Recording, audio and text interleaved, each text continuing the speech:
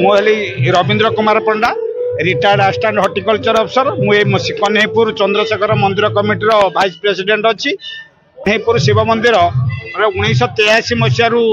आरंभ होती किंतु 2003 मसीह आमर प्रतिवर्ष शिवरात्रि पालन होची आज सका आमर ये रीतिनीति पूजा पाठ शीघ्र सरी 4टा बेले आमर गोटे रुद्राभिषेक हुए रुद्राभिषेक सरीगला तापर 7टा बेले आमर आलती संध्या आलती हो गला प्रतिवर्ष महाकाल बेश हुए मंदिर रे चंद्रशेखर मंदिर रे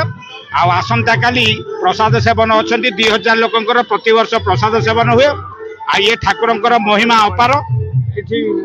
जहाँ जी करती समस्त मनस्कामना पूर्ण हुए तेणु ये प्रतिवर्ष चली ये कमिटी आमर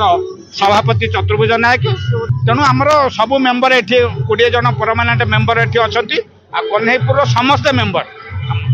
उपलक्षे आमर समस्त कन्हैपुर और ये आखपाख चांदमा चोरदा ये सबू ग्रामर सबू सदस्य मान को आमर कन्हैपुर कमिटी तरफ हार्दिक अभिनंदन शुभेच्छा जनाऊँ। अंजलि बिहारी जागर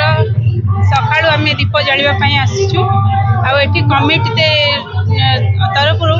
समस्त को मोर शुभेच्छा आृंखलित भाव में कार्य कर मो आम तरफ सब धन्यवाद जनाऊँगी समस्ते श्रृंखल भाव कार्य अनुष्ठित होती प्रति वर्ष आम ये आसी बहुत पूजा अर्चना करके शांति लाभ करछु भगवान को दर्शन करछु सब वर्ष ये आम उपकृत हो भगवान पाखे यज्ञ आहुति दिखाई गोटे बेले राति 10टार महादीप उठिब समस्ते उपस्थित रे आमर यहाँ अनुरोध कर कमिटी तरफ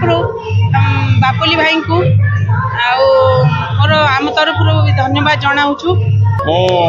जितेंद्र कुमार चिन्हरा आमर ये मंदिर चंद्रशेखर मंदिर कमिटीर सेक्रेटरी अच्छी